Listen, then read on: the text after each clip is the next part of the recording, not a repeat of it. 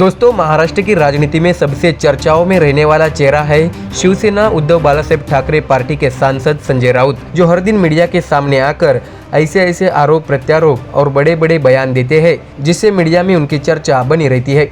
आपको बता दें कि इस वक्त चुनावी माहौल में संजय राउत ने बीजेपी पर निशाना साधा है। उन्होंने कहा है कि महाराष्ट्र में हम महाविकास आघाड़ी के सभी दलों यानी कांग्रेस, एनसीपी शरद चंद्र पवार और शिवसेना उद्धव बालासाहेब ठाकरे पार्टी और अन्य छोटे दलों के साथ चुनाव का सामना करने जा रहे हैं। हमारा फॉर्मूला है कि जो भी जीतेगा उसे नामांकित करे। जहां समाजवादी पार्टी जीत रही है वहां उन्हें सीट दी जाएगी। सीटों के आवंटन का यही हमारा फॉर्मूला है, ऐसा राउत ने मीडिया से बात करते हुए कहा है। उन्होंने कहा है कि हमारे बीच 200 सीटों या 100 सीटों पर चुनाव लड़ने को लेकर कोई बात नहीं चल रही है। शिवसेना को कितनी सीटें, ऐसा कोई सवाल ही नहीं है। तीनों पार्टियां और पार्टी नेता संख्या बल की बात नहीं करते। हम सब मिलकर महाविकास आघाड़ी के रूप में लड़ रहे हैं, ऐसी बड़ी बात संजय राउत कह चुके हैं। उन्होंने कहा कि हमारी हर विधानसभा क्षेत्र पर चर्चा है। प्रत्येक निर्वाचन क्षेत्र के अलग अलग पहलू होते हैं, तो हमारी चर्चाएं भी निर्वाचन क्षेत्रों की तरह है। हम संख्याओं के बारे में नहीं सोचते हैं, और यदि हम 100 सीटों पर लड़ो, 80 सीटों पर लड़ो, ऐसा करना चाहते तो यह 1 घंटे का खेल है। राउत ने आगे कहा है कि हम बीजेपी और गद्दार गुट को हराना चाहते हैं, भ्रष्टाचार और आर्थिक गुट को हराना चाहते हैं, और ऐसे में अब दशहरा में पूरी तस्वीर साफ हो जाएगी। इसके साथ ही उन्होंने ये भी कहा है कि दिल्ली से कोई हमारे पास नहीं आएगा। जैसे अभी देश के गृह मंत्री आकर बैठे हैं, प्रधानमंत्री आने वाले हैं। वे मेट्रो उद्घाटन के मौके पर आएंगे, लेकिन वे ठाणे जाएंगे, वे पाचपकड़ी जाएंगे, वाघबिल जाएंगे, भांडुप गांव जाएंगे, कांजूर गांव जाएंगे। क्या प्रधानमंत्री इसके लिए आते हैं? ऐसा सवाल भी संजय राउत ने पूछा है। इसी तरह क्या सरदार वल्लभ भाई पटेल सीट आवंटन के लिए आते थे क्या?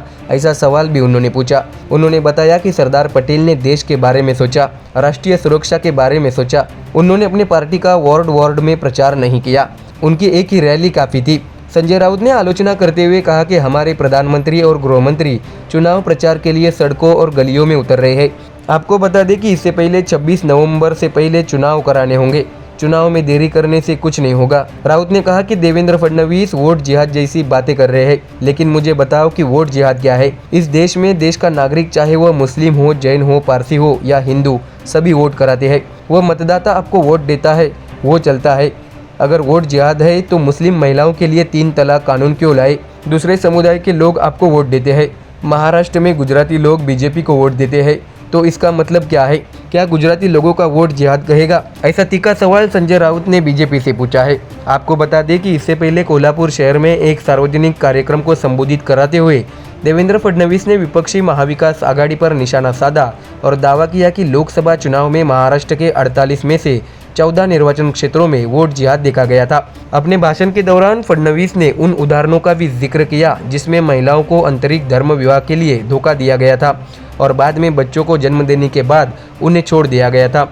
हालांकि इस विवाद पर अब संजय राउत की टिप्पणी विपक्षी दल के नेताओं द्वारा फडणवीस के बयान के खिलाफ उठाई गई आपत्तियों की श्रृंखला में नवीनतम है। कई लोगों ने बीजेपी से माफी की भी मांग की है। तो देखा अपने दर्शकों कैसे अब धीरे धीरे महाराष्ट्र की राजनीति आरोप प्रत्यारोप के बाद अब धर्म के नाम पर राजनीतिक माहौल तैयार होता जा रहा है। ऐसे में आने वाले दिनों में महाविकास आघाड़ी बनाम महायुति के बीच होने जा रही इस विधानसभा चुनाव में कौन बाजी मारता है, ये तो आने वाले दिनों में पता चल ही जाएगा।